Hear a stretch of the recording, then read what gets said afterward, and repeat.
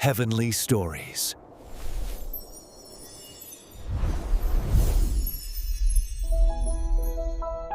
The sun was setting over the hills of Canaan, painting the sky in gold and crimson.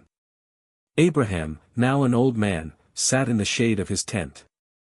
His beard had turned white, his face marked by the years, but his eyes still carried the fire of faith. God had blessed him with wealth, land, and promises of descendants as numerous as the stars. Yet, there was one concern that weighed heavily on his heart: his son, Isaac. Isaac was the child of promise, the miracle son born to Sarah in her old age. Through Isaac, God's covenant would continue. But Isaac was still unmarried. Abraham knew that the woman Isaac married would play a key role in the unfolding of God's plan. She could not be just anyone. She must not come from the Canaanite tribes around them, whose gods and customs were far from the Lord. So Abraham called his most trusted servant, Eliezer of Damascus, a man who had served him faithfully for decades. Eliezer entered the tent with humility, bowing before his master. Abraham's voice, though aged, carried firm authority. "Put your hand under my thigh," Abraham said, speaking of the solemn oath. "Swear to me by the Lord, the God of heaven and earth, that you will not take a wife for my son from the daughters of the Canaanites, among whom I dwell. Instead, you will go to my country, to my relatives, and find a wife for Isaac." Eliezer's heart trembled at the weight of the task. How could he possibly guarantee success in such a matter? He looked into Abraham's eyes and asked carefully, "Suppose the woman is unwilling to come back with me to this land? Shall I then take your son back to the country you came from?" Abraham leaned forward, his tone unwavering. "Make sure you do not take my son back there. The Lord, the God of heaven, who brought me out of my father's household and spoke to me, promised me this land for my descendants.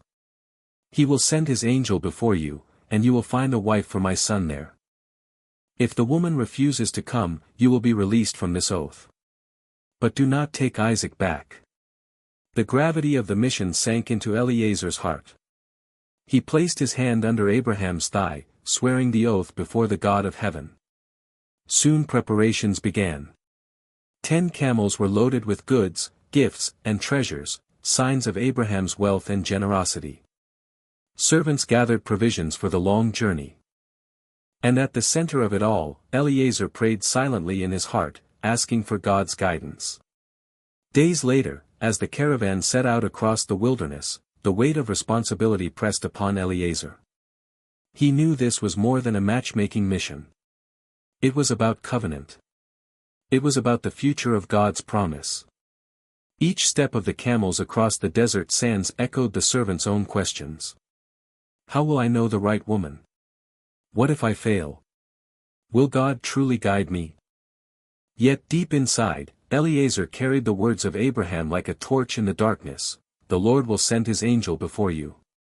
And so, under the blazing sun and starry nights, Eliezer's journey had begun, not just a mission to find a bride, but a test of faith, where God's unseen hand would direct every step. After many days of travel, the caravan finally approached the outskirts of the city of Nahor, in Mesopotamia, the land of Abraham's relatives. The weary camels groaned under their loads, their hooves stirring up clouds of dust as they neared the town. The air carried the scent of baked clay, water, and animals. Evening was setting in, the time when women came out to draw water from the well. Eliezer, dusty from the journey, led the camels to kneel near the spring just outside the city. He stood silently, scanning the path. His heart pounded with a mixture of exhaustion and expectation. This was the moment. Somewhere among these women who would soon arrive was the future wife of Isaac, the woman God had chosen. But how could he possibly know? How could he discern among so many faces? Eliezer dropped to his knees beside the well. The cool breeze brushed across his face, and with trembling lips he whispered a prayer. "Lord, God of my master Abraham, make me successful today. Show kindness to my master. See, I am standing here by the spring, and the daughters of the townspeople are coming to draw water. Let it be that when I ask a young woman, 'Please let down your jar that I may drink,' she will say, drink, and I will also water your camels. Let her be the one you have chosen for your servant Isaac. By this I will know that you have shown kindness to my master." It was a bold prayer. Not only was he asking for a sign, but he was asking for a woman with a generous heart, someone who would go far beyond the expected kindness of offering a stranger a drink. To water 10 thirsty camels was no small act. Each camel could drink gallons, and the task would require time, effort, and strength. Only a woman of extraordinary character would do it. Even as Eliezer finished speaking, he lifted his eyes, and there she was. A young woman approached with a water jar on her shoulder. Her steps were graceful, her face radiant, her spirit full of energy. She was strikingly beautiful, but not in a way that demanded attention. There was a purity, a humility about her that made her stand out. Her name was Rebekah, the daughter of Bethuel, who was himself the son of Nahor, Abraham's brother. Without knowing it, Eliezer had come face to face with Abraham's own kin. Rebekah walked confidently to the well, lowered her jar, and filled it. Eliezer's heart raced. Could this be the answer to his prayer? Summoning courage, he hurried toward her and said, "Please, let me have a little water from your jar to drink." Without hesitation, she lowered the jar and said kindly, "Drink, my lord." She offered it freely, her tone respectful, her eyes gentle. Eliezer drank deeply, the cool water refreshing his parched throat. But what happened next made his heart nearly stop. After he finished, Rebekah spoke again, "I'll draw water for your camels too, until they have had enough to drink." Without waiting for a reply, she quickly emptied her jar into the trough and ran back to the well to draw more. Again and again, she lowered the jar, filled it, carried it, and poured it out. The camels groaned with satisfaction, lapping the water as though they had been waiting for this very moment. Eliezer stood in silent awe. Every detail of his prayer was unfolding before his eyes. God was answering, not in vague, uncertain signs, but in precise, unmistakable ways. The servant watched her closely, his mind racing, his spirit overwhelmed. He dared not interrupt. This was sacred ground. God was moving right in front of him. By the time the camels were satisfied, Rebekah was still full of energy, her face shining with kindness and strength. Eliezer knew deep in his soul, this was no accident. This was God's providence. The sun dipped lower in the sky, painting the horizon with soft orange light. And there, at the well of Nahor, a prayer had been answered. Eliezer stood still, almost unable to breathe, as he watched the young woman finish watering the last of the camels. Dust swirled in the evening air, the sound of water trickling into the troughs mixing with the satisfied snorts of the animals. His heart pounded. Every word of his prayer had come alive before his very eyes. When Rebekah returned from the well, her jar still balanced on her shoulder, Eliezer reached into his pack. With trembling hands, he drew out gifts, a gold nose ring and 2 bracelets of pure gold, heavy and bright in the fading light. "Please," he said with reverence, his voice both steady and awed, "tell me, whose daughter are you? And is there room in your father's house for us to spend the night?" Rebekah's eyes widened slightly as she looked at the bracelets now resting in her hands. She spoke with a calm and clear tone, without hesitation. "I am the daughter of Bethuel, the son of Milcah, whom she bore to Nahor." The word struck Eliezer like thunder. Bethuel. Nahor. Abraham's own family. God's guidance was not only clear, it was perfect. Eliezer bowed low, fighting the urge to cry out in joy. Rebekah continued, "We have plenty of straw and fodder, and room for you to spend the night."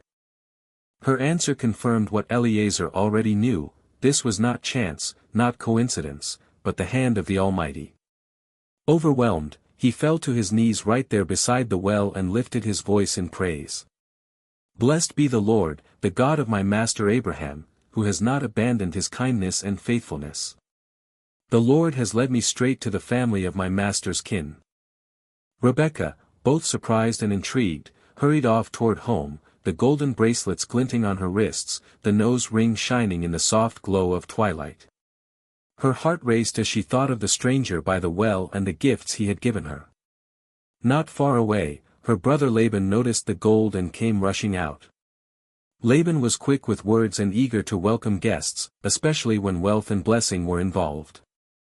He ran to the spring, where Eliezer still stood by his camels. "Come, you who are blessed by the Lord." Laban called out, spreading his arms wide. "Why are you standing out here? I have prepared the house and a place for the camels." And so Eliezer and his men were brought into Bethuel's home. The camels were unloaded, straw and fodder provided, and water was brought for the servants to wash their feet. A warm meal was prepared, and the household gathered with curiosity and expectation. But Eliezer, though weary and hungry from his long journey, refused to eat until he had spoken. His mission burned within him like fire, and he could not rest until it was declared. "I will not eat," he said firmly, "until I tell you what I have to say." Laban and Bethuel exchanged glances. "Speak," they replied. Then Eliezer began his story. He spoke of Abraham's great wealth, of the son born to him in his old age, and of the oath sworn to find Isaac a wife from among his own kin. He told of his prayer at the well, of the very words he had spoken to God, and how Rebekah had fulfilled them in detail. Every sentence carried weight, every moment testified to God's hand guiding the journey. "And now," he concluded, looking earnestly at Rebekah's family, "if you will show kindness and faithfulness to my master, tell me, and if not, tell me, so I may know which way to turn." The room fell silent for a moment. Bethuel and Laban exchanged another glance, but this time it was not with doubt. It was with a kind of awe. "This is from the Lord," they said. "We can say nothing to you one way or the other. Rebekah is here. Take her and go, and let her become the wife of your master's son, as the Lord has directed." Eliezer bowed his head in gratitude, his heart swelling with relief and joy. He had seen God's providence step by step, but now the matter was sealed. The mission was not his own. It had been God's from the beginning.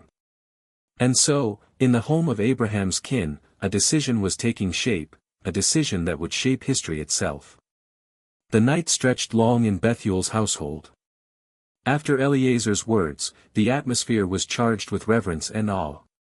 Everyone sensed that this was not just a marriage proposal, it was divine orchestration. When the servant of Abraham heard Bethuel and Laban agree, his heart overflowed with worship. He bowed down low to the ground, praising the Lord who had so clearly guided every step. Only then did he sit at the table to eat, his hunger finally giving way to relief.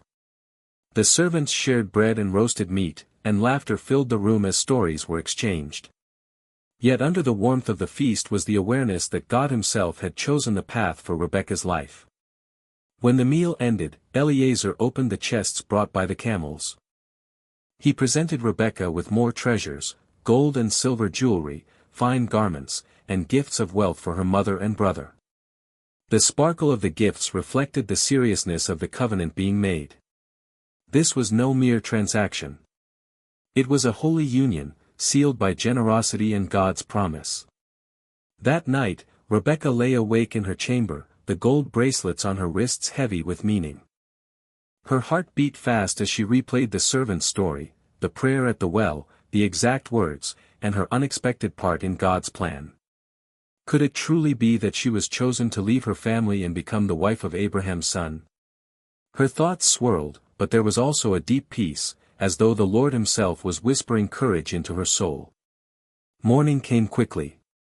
Eliezer rose early, eager to return to Abraham with the good news. He approached Rebekah's family and said, "Send me on my way to my master." But Laban and her mother hesitated. Their hearts were heavy at the thought of losing her so suddenly. "Let the young woman remain with us 10 days or so, then she may go," they urged. Eliezer's face grew firm, his voice steady. "Do not delay me, since the Lord has made my journey successful. Send me on my way so I may go to my master." The family exchanged glances. It was a difficult moment, but they knew this was not a decision for them to make. So they called Rebekah and asked her directly, "Will you go with this man?" The room fell silent. All eyes turned to her. In that pause hung a lifetime of comfort, familiarity, and family ties. To leave meant stepping into the unknown, a faraway land, a man she had never met, a future shaped by faith alone. Rebekah lifted her head. Her voice was calm, resolute, and clear, "I will go." Those 3 words carried the weight of destiny. She had chosen faith over fear, trust over hesitation. In that moment, Rebekah became not just a young woman of Nahor, but a pivotal figure in the story of God's promise. Her family blessed her, placing their hands upon her with tears in their eyes. "Our sister, may you increase to thousands upon thousands, may your offspring possess the cities of their enemies." And so it began. Rebekah mounted her camel, attended by her nurse and maidservants. The caravan prepared for the long road back to Canaan. Eliezer rode with renewed strength, his mission accomplished, his heart overflowing with gratitude. The journey stretched across the wilderness once again, days of scorching sun, nights of quiet stars. Along the way, Rebekah gazed into the horizon, her thoughts steady. Every bump of the camel's gait reminded her of the step she had taken into faith. She left behind the life she had always known, but she carried with her the certainty that she was walking into the very heart of God's plan. And as the caravan drew nearer to the land of Abraham, one final chapter waited to unfold, the meeting of Isaac and Rebekah, a moment prepared not by human hands, but by the Lord himself. The long journey back to Canaan slowly came to an end. The desert stretched wide and endless, but Eliezer's heart was light. Every mile was filled with gratitude, every sunrise a reminder that the Lord had guided him faithfully. Rebekah, riding her camel with steady grace, had grown quiet but resolute. She had left everything familiar behind, yet her spirit remained anchored in trust. She believed her steps were aligned with something far greater than herself. Meanwhile, in the fields of Canaan, Isaac was alone. He had lost his mother, Sarah, not long before, and the grief still weighed heavily on him. In the evenings, he often went out to the fields to meditate, to pray, and to seek comfort in the presence of God. His heart longed for peace, for healing, and for the future his father always spoke of, the future God had promised. It was during one of these quiet evenings, as the sun dipped low and the land glowed with shades of amber, that Isaac lifted his eyes. Far in the distance, he saw the silhouettes of camels approaching. Dust rose from the horizon as the caravan drew nearer. His heart stirred with curiosity. Who was coming? At that same moment, Rebekah too lifted her eyes. She saw a man walking in the fields, tall and strong, his presence calm and steady. Something in her heart leapt, an unexplainable sense that this was not just a stranger. She leaned toward Eliezer and asked, "Who is that man in the field coming to meet us?" Eliezer's eyes softened with joy. "He is my master," he replied. "He is Isaac." Rebekah immediately slipped down from her camel, her heart racing. She covered herself with a veil, a gesture of modesty and respect, for this was the man she had come so far to meet, the man she would become one with in covenant marriage. Eliezer hurried forward, his steps quick with excitement, and shared the story with Isaac in full, the oath with Abraham, the prayer at the well, the sign that was given, the family's agreement, and Rebekah's courageous choice. Every detail poured out like a river of testimony, each part declaring that God's hand had been in this from beginning to end. Isaac listened quietly, his heart swelling with awe. As he looked at Rebekah, standing veiled but radiant with faith and courage, something stirred deep within him. It was not just attraction, it was peace, a peace that whispered, "This is from the Lord." Isaac brought Rebekah into the tent of his mother Sarah. In that sacred place, where memories of love and loss lingered, a new chapter began. Rebekah became his wife, and Isaac loved her deeply. Through her presence, his grief was comforted, and his heart was healed. This union was not arranged by chance, nor by human wisdom. It was written by the hand of God, orchestrated through prayer, faith, and obedience. Eliezer had trusted the Lord to guide his steps, and Rebekah had trusted the Lord enough to say, "I will go." Together, their faith opened the way for a marriage that would carry forward the covenant promise. Generations would look back on this story as a reminder: when God directs, His plans are always good. In the uncertainty of choices, in the weight of decisions, His hand is steady. He leads with precision, weaving lives together for purposes far greater than they can imagine.